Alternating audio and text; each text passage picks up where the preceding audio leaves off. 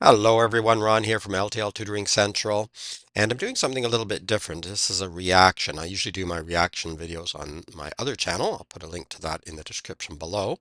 But this is a reaction to Tim Minchin. I've done many reactions to him. He does sing, but this isn't singing, and he also does comedy, but this is an address to the University of Western Australia, and it's called 9 Life Lessons. I did hear this a long time ago, but I haven't heard it recently, and one of the viewers on my other channel requested this, so it has been on my list for a while.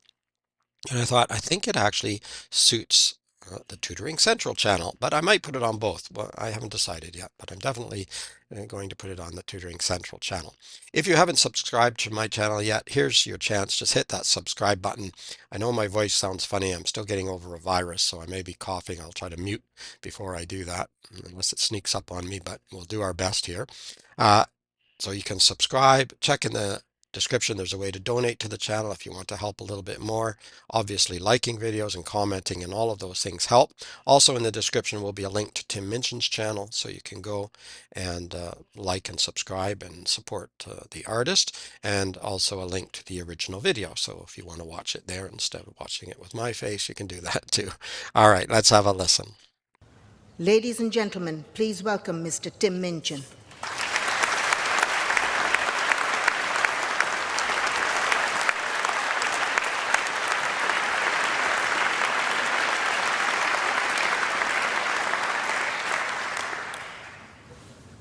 In darker days, I did a corporate gig at a conference for this big company who made and sold accounting software. In a bid, I presume, to inspire their salespeople to greater heights, they'd forked out 12 grand for an inspirational speaker who was this extreme sports guy who had had a couple of his limbs frozen off when he got stuck on a ledge on some mountain. Thanks. It was weird. Software salespeople, I think, need to hear from someone who has had a long, successful and happy career in software sales, not from an overly optimistic ex-mountaineer. Some poor guy who had arrived in the morning hoping to learn more about sales techniques ended up going home worried about the blood flow to his extremities. It's not inspirational, it's confusing. And if the mountain was meant to be a symbol of life's challenges and the loss of limbs a metaphor for sacrifice, the software guy's not going to get it, is he? Because he didn't do an arts degree, did he? He should have. Arts degrees are awesome and they help you find meaning where there is none. And let me assure you, there is none. Don't go looking for it. Searching. Yeah, an arts degree, sometimes they're frowned upon these days, especially more and more, I think. Um, Everybody's just looking for the almighty dollar, which, of course, we need the dollars to survive, but there's something to be gained from every discipline, really. I'm lucky, I'm curious, and I'm interested in every discipline. So don't negate the sciences or the arts or the humanities or philosophy or psychology and all of the different disciplines. Mountain was meant to be a symbol of life's challenges and the loss of limbs a metaphor for sacrifice. The software guy's not going to get it, is he? Because he didn't do an arts degree, did he?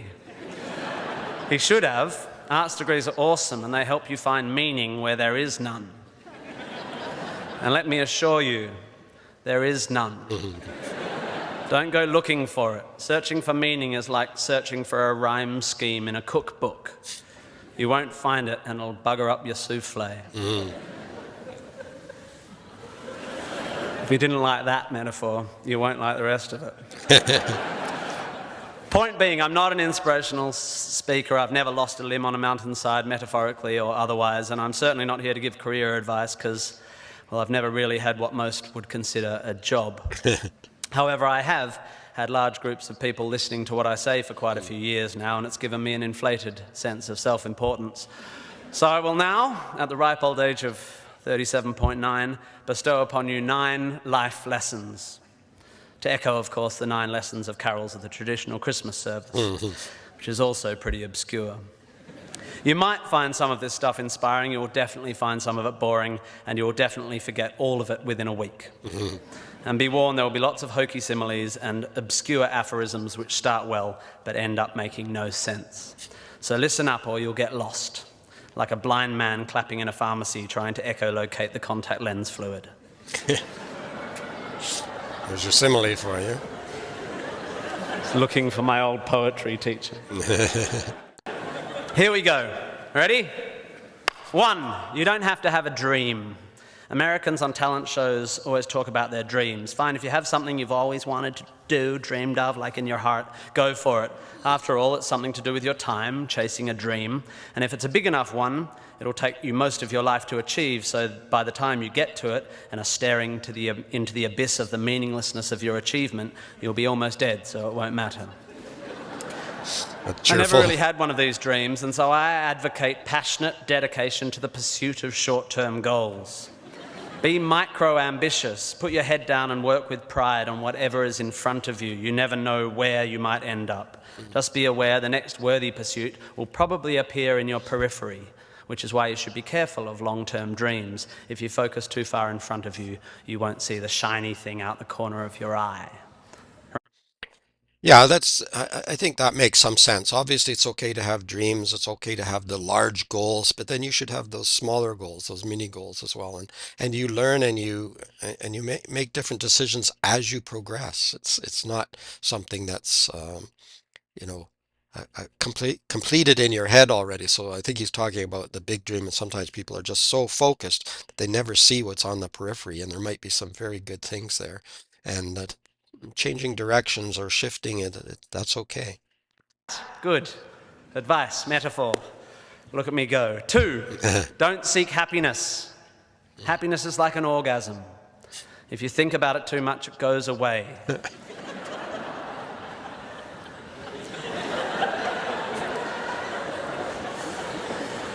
Keep busy and aim to make someone else happy, and you might find you get some as a side effect. We didn't evolve to be constantly content. Contented Homo erectus got eaten before passing on their genes. 3. Yeah, that's good. I always say if you're feeling poorly, try to do something for someone else. It'll make you feel a lot better. That's what he's saying there too. And I don't know, I think we all do sort of seek happiness or contentment to some extent, but I guess in the extreme, we have to recognize that we're going to have some troubles along the way.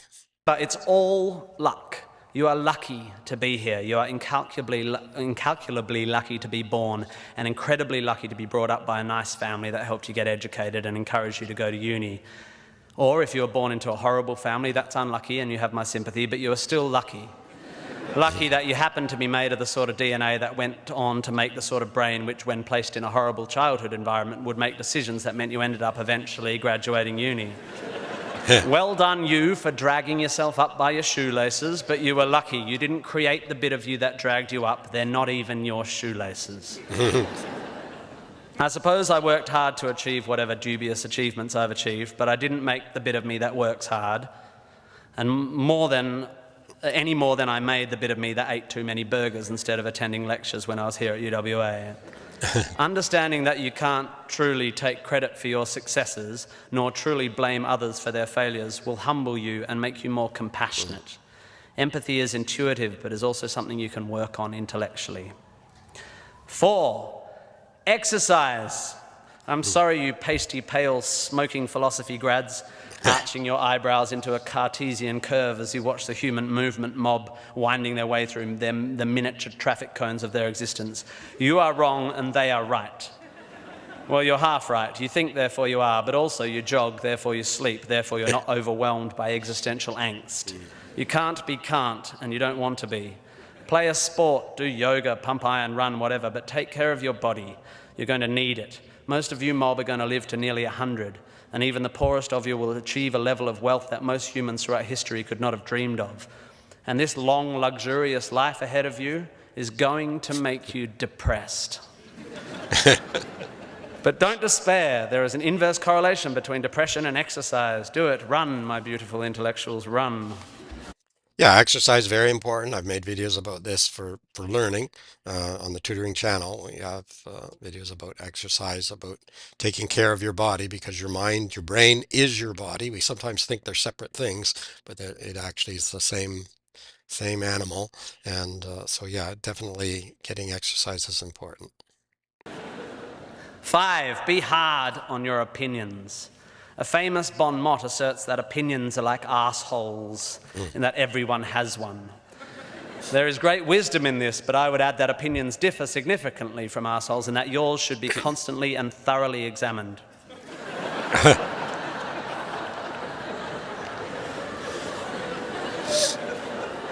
I used to do exams in here. It's revenge. We must think critically and not just about the ideas of others. Be hard on your beliefs. Take them out onto the veranda and hit them with a cricket bat. Be intellectually rigorous. Identify your biases, your prejudices, your privileges. Most of society's arguments are kept alive by a failure to acknowledge nuance. We tend to generate false dichotomies and then try to argue one point using two entirely different sets of assumptions, like two tennis players trying to win a match by hitting beautifully executed shots from either end of separate tennis courts. By the way, while I have science and arts graduates in front of me, please don't make the mistake of thinking the arts and sciences are at odds with one another. That is a recent, stupid, and damaging idea. You don't have to be unscientific to make beautiful art, to write beautiful things. If you need proof, Twain, Douglas Adams, Vonnegut, McEwen, Sagan, Shakespeare, Dickens for a start. You don't need to be superstitious to be a poet. You don't need to hate GM technology to care about the beauty of the planet. You don't have to claim a soul to promote compassion. Science is not a body of knowledge nor a belief system. It is just a term which describes humankind's incremental acquisition of understanding through observation. Science is awesome. The arts and sciences need to work together to improve how knowledge is communicated. The idea that many Australians, including our new PM and my distant cousin Nick Minchin, believe that the science of anthropogenic global warming is controversial is a powerful indicator of the extent of our failure to communicate. The fact that 30% of the people in this room just bristled is further evidence still. The fact that that bristling is more to do with politics than science is even more despairing. Yeah, that's sort of what I was saying before. We need all of the disciplines. We shouldn't look down on any of them. Education and learning is important, and look everywhere and at everything, and including, or maybe especially, as he says, our own prejudice and biases and ideas, and check and double check and beat them up and test them, just as they do in science. You test and you test and you retest. You don't accept. You just find out if there's any reason to reject. Yeah, very important. I like this one coming up too. 6. Obviously, I'm going to like this one. Be a teacher, please, please, please be a teacher. Teachers are the most admirable and important people in the world. You don't have to do it forever, but if you're in doubt about what to do, be an amazing teacher. Just for your 20s, be a teacher. Be a primary school teacher, especially if you're a bloke. We need male primary school teachers. Even if you're not a teacher, be a teacher. Share your ideas. Don't take for granted your education. Rejoice in what you learn and spray it. 7. Yeah, again, I have often said in many of my videos, in the book that I wrote, I will put a link to my book down below as well. Teach myself, teach myself. You don't just learn from yourself, you learn from others, of course, but being a teacher is one way to help you learn as well. So by helping others, you help yourself, because you reinform yourself and you strengthen your own knowledge, and you learn new things sometimes, because as you're teaching something, maybe you've done it 100 times before, but this time around you think of something different, or a different angle, or one of the students brings up a question that makes you think in a different way. So even if you're not a teacher, be a teacher, as he says. Yourself by what you love. I found myself doing this thing a bit recently where if someone asks me what sort of music I like, I say, well, I don't listen to the radio because pop song lyrics annoy me. Or if someone asks me what food I like, I say, I think truffle oil is overused and slightly obnoxious. And I see it all the time online, people whose idea of being part of a subculture is to hate Coldplay or football or feminists or the Liberal Party. We have a tendency to define ourselves in opposition to stuff. As a comedian, I make my living out of it. But try to also express your passion for things you love. Be demonstrative and generous in your praise of those you admire. Send thank you cards and give standing ovations. Be pro stuff, not just anti stuff. Good idea. 8. Respect people with less power than you. I have in the past made important decisions about people I work with, agents and producers, big decisions, based largely on how they treat the wait staff in the restaurants we're having the meeting in. I don't care if you're the most powerful cat in the room, I will judge you on how you treat the least powerful. So there. No. Yes, I think that's very true. Uh, when my wife was alive, and well, we weren't married yet. This was before we got married, but we went for dinner, a very nice dinner, and with a lawyer. And I didn't know the lawyer very well, but Gay knew him a little bit better than I. She worked in real estate, and he treated the wait staff in the restaurant very rudely, very poorly. And on our way back home, my wife was driving me back to my place, and she lived in another location. Um, Somewhere in the conversation, I said, I don't really care if I ever see that man again. And she agreed with me. She said, yeah, I should. She said she'd never seen him treat people like that before. It tells on you. It's not. It didn't make me think more poorly of the wait staff. It made me feel more poorly of the lawyer. I mean, if you, it's just such a nasty thing. You can treat everyone with respect, and it doesn't matter where you are in this supposed ladder or scale or whatever it is. Just treat everyone with respect. I have in the past made important decisions about people I work with, agents and producers, big decisions based largely on how they treat the wait staff in the restaurants we're having the meeting in. I don't care if you're the most powerful cat in the room, I will judge you on how you treat the least powerful. So there. 9, finally, don't rush. You don't need to already know what you're going to do with the rest of your life. I'm not saying sit around smoking cones all day, but also don't panic. Most people I know who were sure of their career path at 20 are having midlife crises now. I said at the beginning of this ramble, which is already 3.5 minutes long, that life is meaningless. It was not a flippant assertion. I think it's absurd, the idea of seeking meaning in the set of circumstances that happens to exist after 13.8 billion years worth of unguided events. Leave it to humans to think the universe has a purpose for them. However, I am no nihilist. I'm not even a cynic. I am actually rather romantic. And here's my idea of romance. You will soon be dead. Life will sometimes seem long and tough, and God, it's tiring. And you will sometimes be happy and sometimes sad, and then you'll be old, and then you'll be dead. There is only one sensible thing to do with this empty existence, and that is fill it. Not fill it, fill it. And in my opinion, until I change it, life is best filled by learning as much as you can about as much as you can, taking pride in whatever you're doing, having compassion, sharing ideas, running, being enthusiastic. And then there's love and travel and wine and sex and art and kids and giving and mountain climbing, but you know all that stuff already. It's an incredibly exciting thing, this one meaningless life of yours. Good luck, and thank you for indulging me. Bravo. Okay. Just gonna back up here a little bit. So, yeah. So he's saying there's no universal meaning. Nobody wrote the book, and this is what's supposed to happen, and there's where justice lives and everything else. I mean, it just isn't like that. And I tend to agree with that. He's very humorous. He's very comedic in the way that he presents all of his 9 life lessons. I think they're very important lessons. I think you can take them to heart and use them. I think they can be very helpful. And so sometimes you might think, well, if there's no meaning, then why bother? You don't have to be a nihilist or a cynic, as he says. I think for me, there's meaning, small m meaning within my life and my family and my friends. And my learning, and as he says, keep learning and keep discovering things. It's amazing enough. We don't need anything outside of that. We don't need anything more. And the meaning is within that. And for me, anyway, that's the way I would interpret it. And sorry. Um, yeah, there's just a lot here that you could talk about it for a long, long time. And you may disagree with some of the points, but I think if you dig deep enough, you'll find that because of the way that he was introducing them in a humorous way, they do make sense, at least in part for you. They all make perfect sense to me anyway. So, yeah, learning very, very important. Of course, I liked the one about being a teacher, as I said.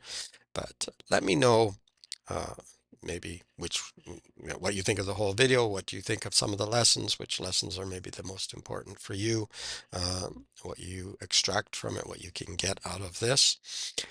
I think I think it was very well done, very humorous as he often is, and made his points in a way that a lot of people can digest them.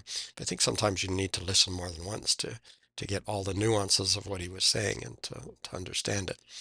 Uh, if you like the video, give it a thumbs up. Don't forget to hit that subscribe button. Check in the description to uh, find a link to Tim Minchin's channel and go and subscribe there and like and comment and things like that. Support the artist. We always want to do that.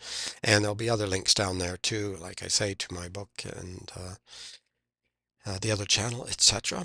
And other than that, keep learning, keep having fun. Don't panic. Oh, that's what I didn't stop. Don't panic about what you're doing in your career. You can make changes. People, that's connected to the major goal idea that he mentioned earlier. You can make changes as you go, and often people are more happy in their second career or even after they so-called retired and they do something as a hobby. It turns into a money-making job, and it's the happiest they've ever been after 30, 40 years in a career that they thought they wanted. So yeah, keep your eyes open and watch for the periphery stuff as he mentioned before, and you'll be fine. Um, Sometimes things don't turn out the way we plan, or sometimes the goals we thought we wanted change over time. So, all right, it is Ron from LTL Tutoring Central. Thank you for watching. Don't forget to subscribe. Keep learning and keep having fun. Until next time, bye bye for now.